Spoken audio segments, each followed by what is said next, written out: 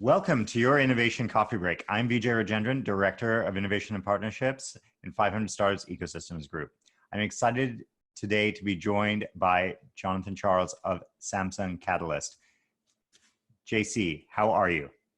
Good, Vijay. I'm in lockdown just like everybody else, and so dealing with a little bit of monotony, and but the way I think about it is, at least we're all in it together, and Right. we're just doing what we have to do to make it through. And I wish everybody well, and stay safe, and try to get out and get some sun and some exercise. I've actually ratcheted up on that. I find it very helpful. Well, that's good. Oh, that's awesome. Yes, to the extent you can do that, that matters a great deal in lifting all our moods.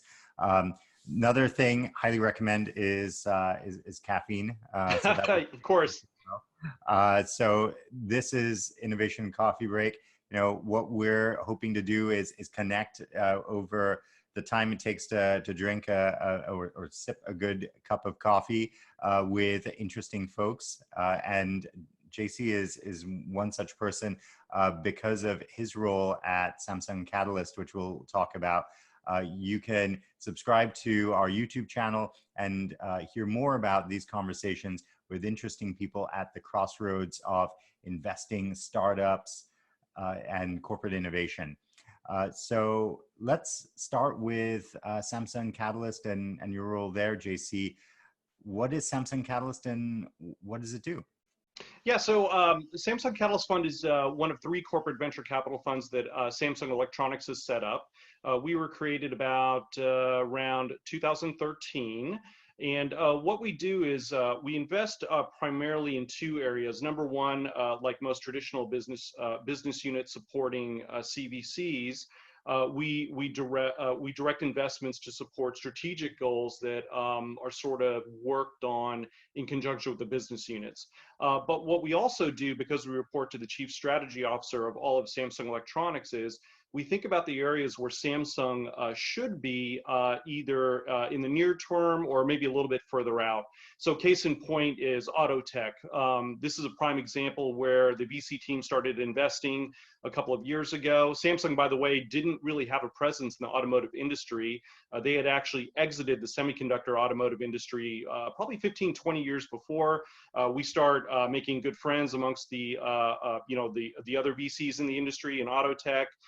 We start meeting OEMs and tier ones. We start placing investments. We learn more about that industry. And then that actually informed a big giant M&A decision where Samsung actually acquired Harman, which is a tier one automotive supplier. So that was around a $9-10 billion acquisition.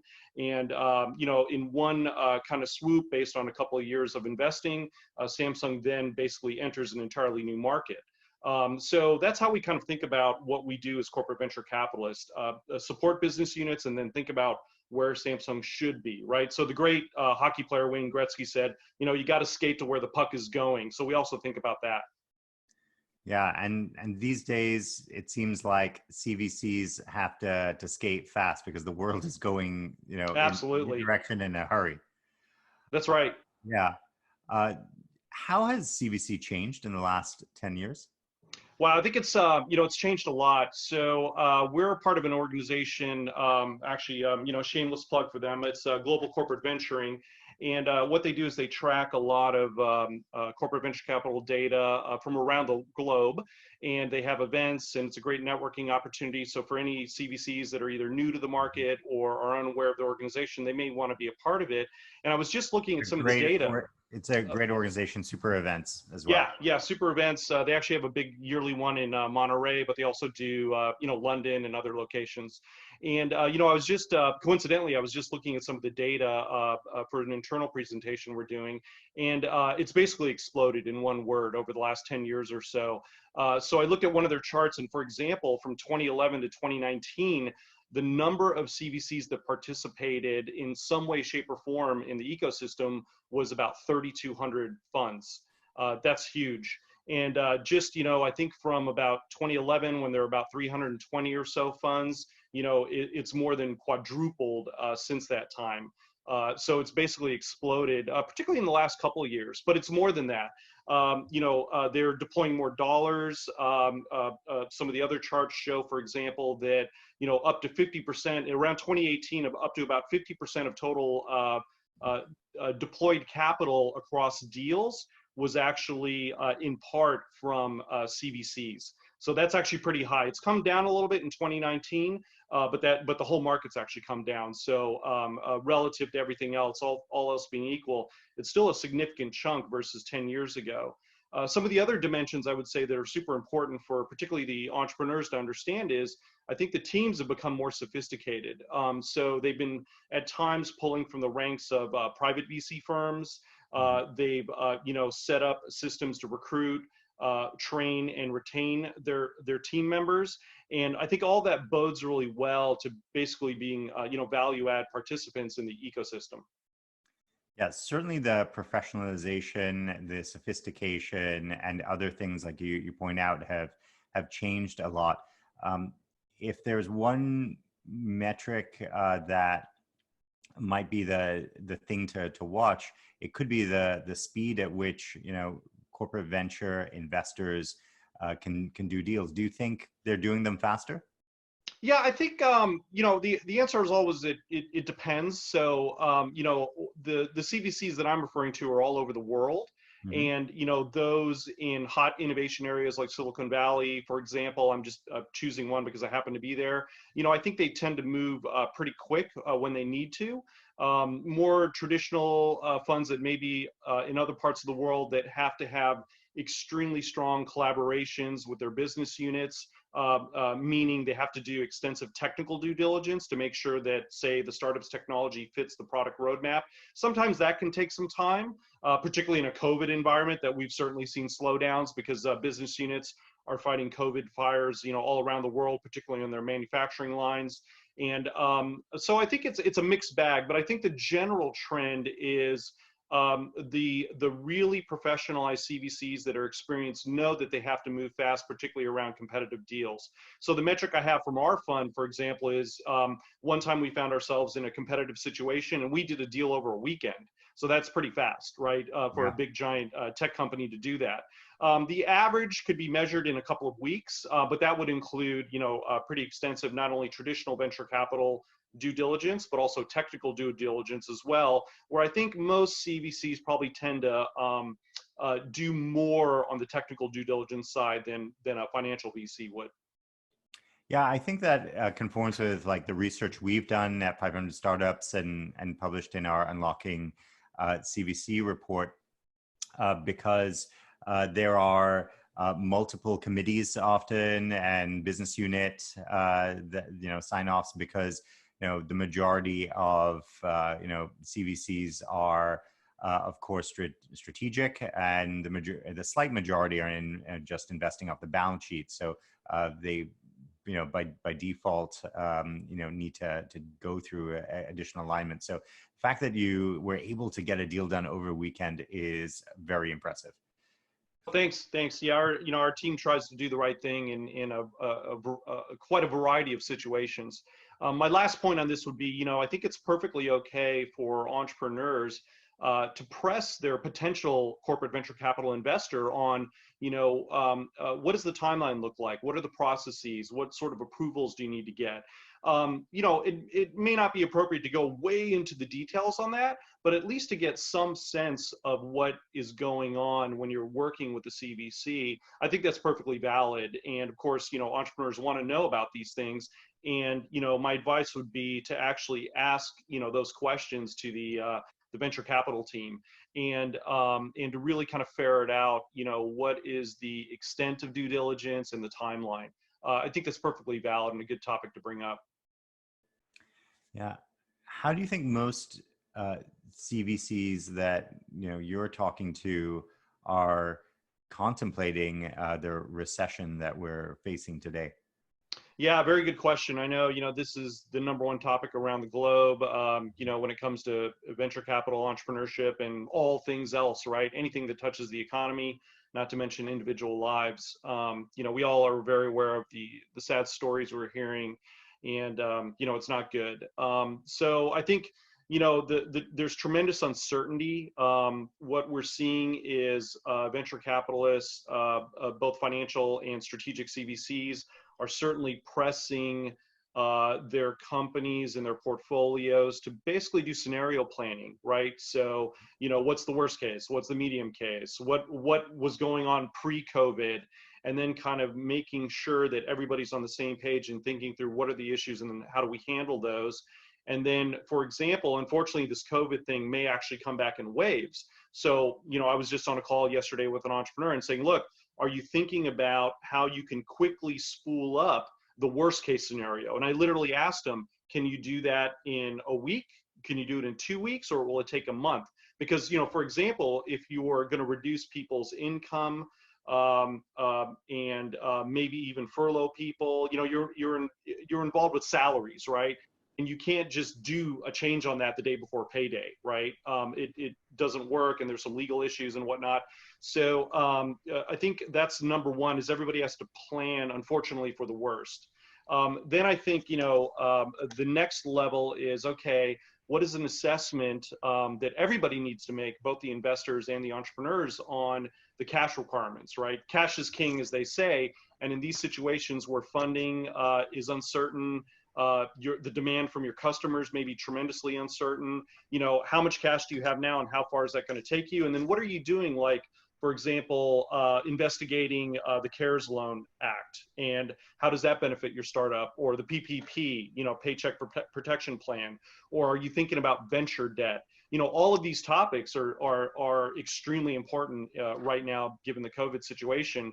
And, if your investors are not asking these questions, something's wrong. And if the entrepreneurs are not thinking about these things, something is wrong. And I think both sides need to come together and, come up with the best ideas around all of these topics to figure out, how do we survive, and how do we get back to where we were before once the economy opens up again?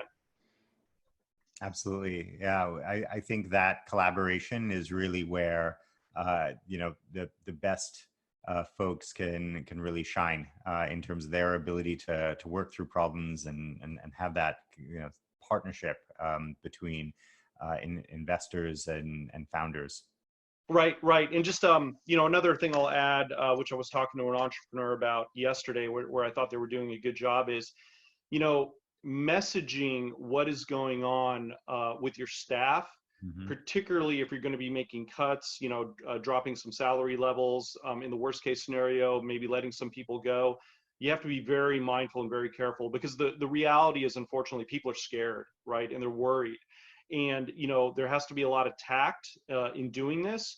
And then, even, some companies are also subject to being poached by bigger tech companies. So imagine you have rock star engineers. You have to think about, how do you balance retaining them, but then balance the cash needs of the company, because they may get poached by a big giant company, right? This happens all the time in Silicon Valley. This is nothing new. This happened pre-COVID. I'm just saying that this could be more of a point, an issue now, where some people may be making that calculus in their head on, safety and security versus potential upside. And, I think all the founders of companies, the executive teams, they need to be very thoughtful about how to message this. Unfortunately, sometimes because the industry is so numbers driven and technology driven, sometimes, not always, but sometimes people forget the human element. And I would just, hope that everybody kind of thinks about that, because we're just living in, this is one for the record books, right? This doesn't happen all the time. And it's very painful for a lot of people, and we have to be mindful of that. Well, if I recall correctly, you actually have a degree in public health. You have an MPH. Yeah. Well, yeah. This is actually, it's somehow this COVID thing is firing up very old neurons in my head from my public health days. So yeah, I did a long time ago. I took, the basic epidemiology and biostatistics and all that kind of stuff.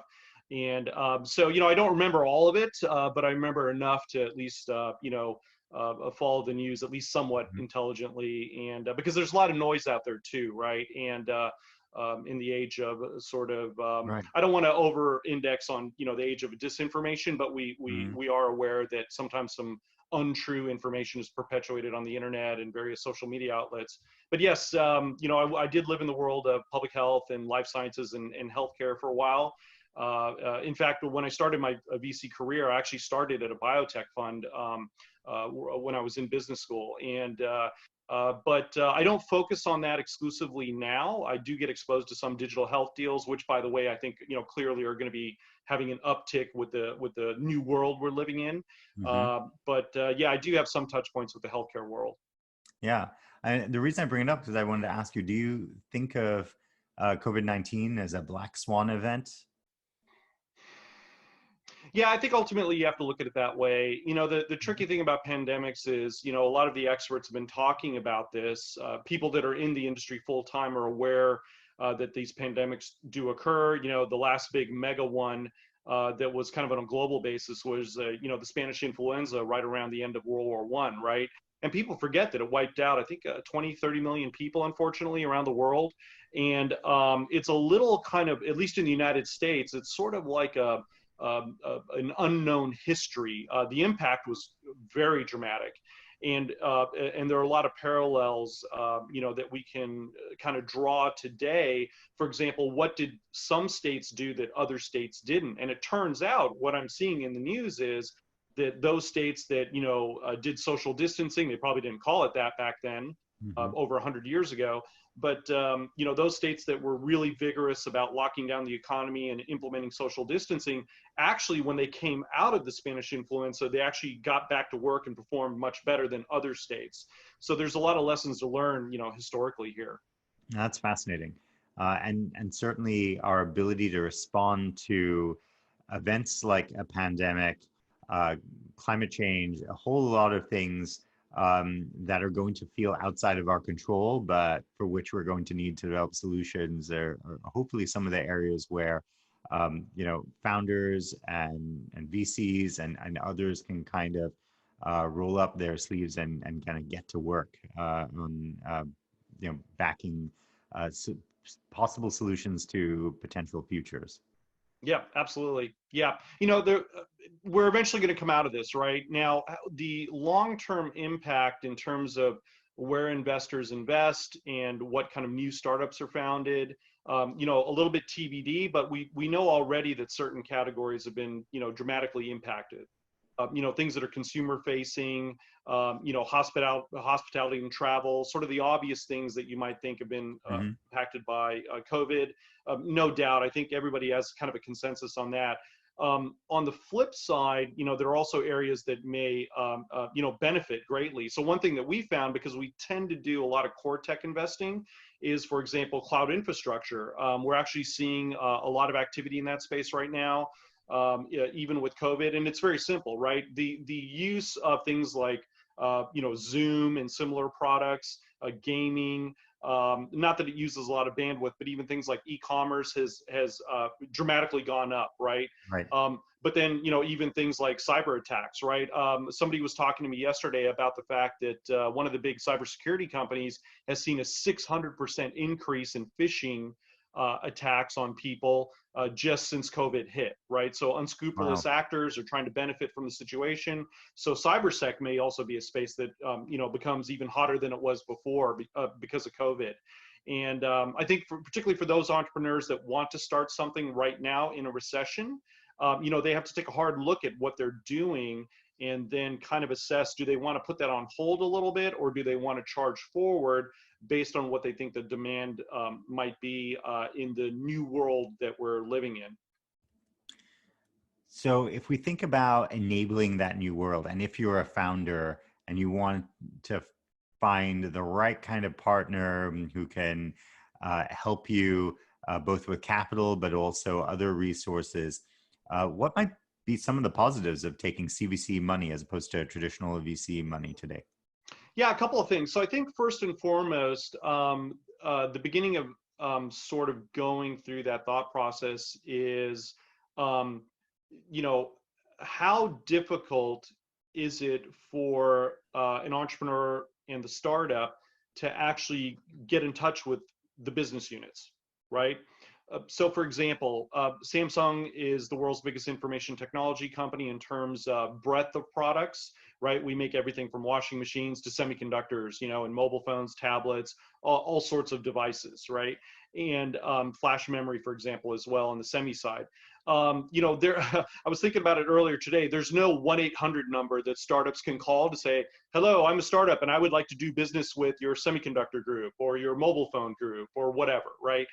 There is no startup line at all big tech companies precisely for this purpose. So, if a company is in, say, headquartered in, say, Silicon Valley, perhaps this is a little bit easier to do because, as we know, the startup and VC business is very much about your networks, and the chances that you know somebody at a company, a big giant company that's headquartered in Silicon Valley, is probably much higher than one that is based in Asia, right? And I'm saying this from the perspective of being in Silicon Valley. Like, let's say, and I've been in Silicon Valley-based startups before, and from that perspective, it's a whole lot easier to, you just drive down the 101 and try to find my connections to whatever big company.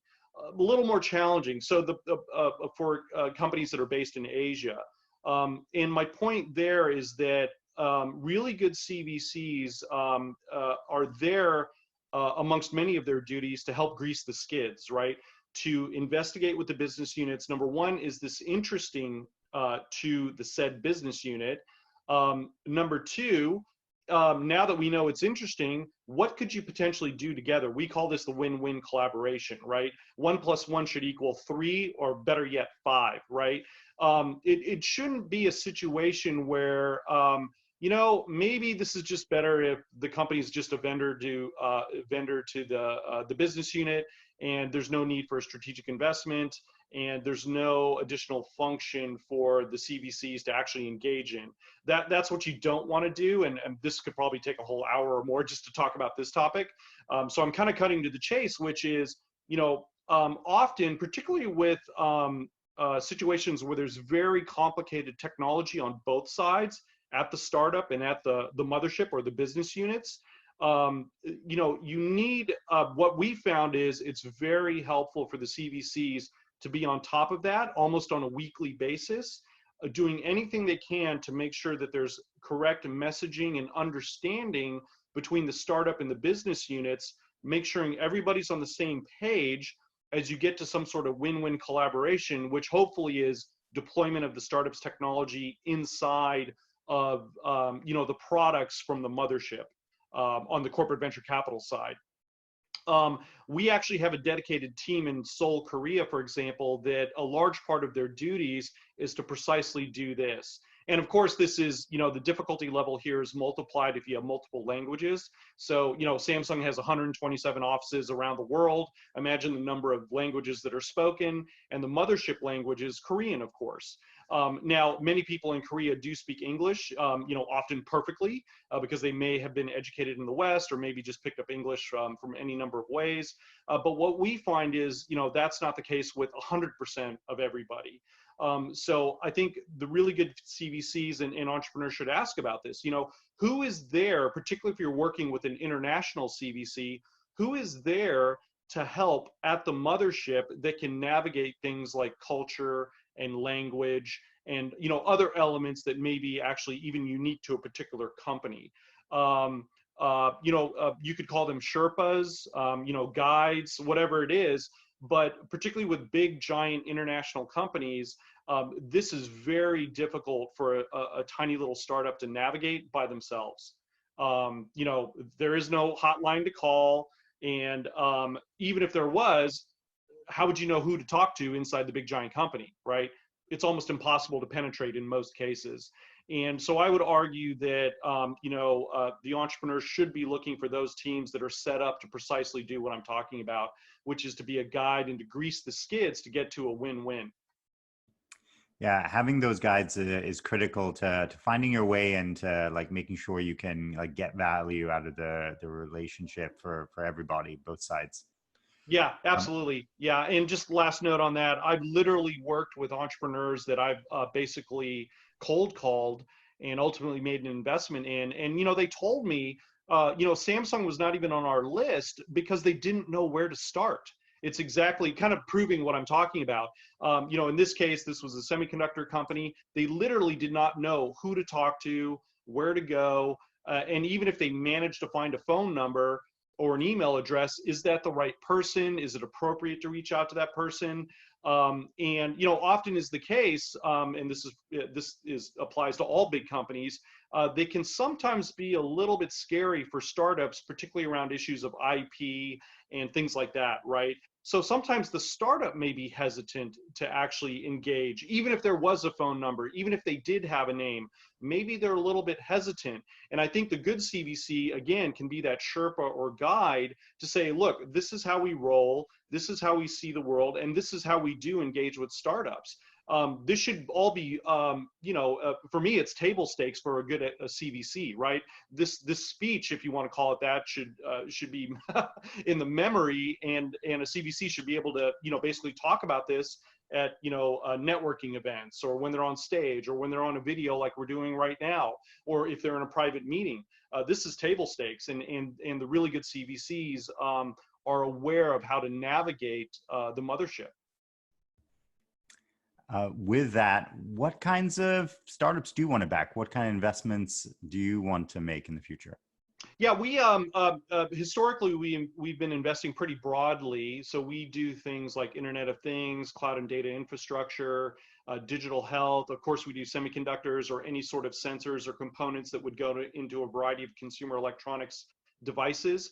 But let me take a step back for a second and say, one of our macro thesis is data and AI. And we know a lot of firms, talk about that, rightfully so in the age of AI.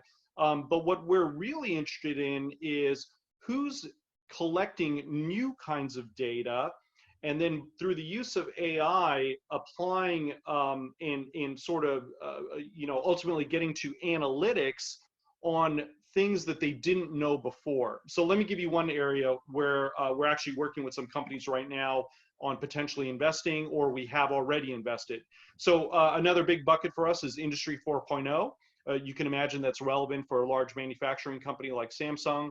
I've already gone through sort of the list of different devices that we manufacture that are very broad across multiple business units. And we're very curious about, particularly going into 2020 here, or in early 2020, what kinds of new data can be captured on manufacturing sites, right? So in the last couple of years, we've seen quite a few things around predictive maintenance. The machines are throwing off data, and you can analyze that data to maybe do things like predict failure of machines. Okay, that's been around for a couple of years. We understand that space really well. So now we're stepping back and we're asking, what is the next sort of digitization of the enterprise? That's another way to say it. How do you take old school sort of processes and apply information technology to them to turn whatever's going on into, basically binary digits, and it gets digitized, and then you can apply AI and analytics on top of that. Another kind of area that we've been thinking about more recently, which falls into the data and AI, is fintech and insurtech. We actually started looking at this around 5-6 months ago, and it's very interesting. If you kind of take a step back, who has a lot of data? Well, fintech's always had a lot of data, right? Even before the tech was added to that, the banking world has had a lot of data. It just happened in decades, well before information technology, that was mainly captured on paper and on big giant spreadsheets that were very manual. I'm talking about the days before Excel, right? And so fast forward to the 21st century, and we're seeing a lot of activity around consumer fintech. And of course, we have a whole bunch of mobile phones that we deploy around the world with consumers, right? So maybe it's interesting for both the entrepreneur and a company like Samsung that if you have data about a person's financial world, and they've got mobile phones. Remember how I was talking about earlier, 1 + 1 = 3, or better yet, 1 + 1 = 5? Perhaps you have a situation here where you've got financial data, all against the backdrop of a consumer's life, and then you add to that data, more data in AI, and then you have a winning combination. So we're not ready to announce anything quite yet, but we pulled the trigger on an insurtech deal just recently, and we're looking very closely at a lot of fintech opportunities as well. That's super exciting.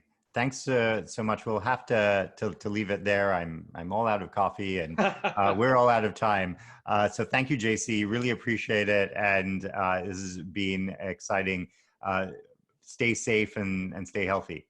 Great, thank you. And yeah, stay safe and healthy, everybody out there. Thanks for the opportunity today. Let me know if you want to grab another cup of coffee. That'd be great. And looking forward to the potential next coffee break. Sounds great. Take care. Okay, bye-bye now.